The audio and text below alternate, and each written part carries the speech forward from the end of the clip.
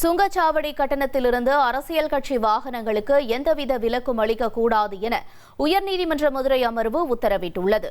ஜெயருத்ரன் என்பவர் தாக்கல் செய்த பொதுநல மனுவில் மதுரை ரிங் ரோடு பகுதியில் அரசியல் கட்சிகளின் கூட்டங்களால் போக்குவரத்து நெரிசல் ஏற்படுவதாகவும் சில வாகனங்கள் சுங்கச்சாவடி கட்டணம் செலுத்தாமல் செல்வதாகவும் தெரிவிக்கப்பட்டது. இந்த மனுவை விசாரித்த நீதிமன்றம் குறிப்பிட்ட ஆதாரங்கள் இல்லாததால் இந்த வழக்கை தள்ளுபடி செய்தது. இருப்பினும் விதிகளை மீறி எந்த தனிநபர் அல்லது அரசியல் கட்சிக்கும் சுங்கச்சாவடி கட்டணத்தில் விலக்கு அளிக்க கூடாது என்றும் உத்தரவிட்டது.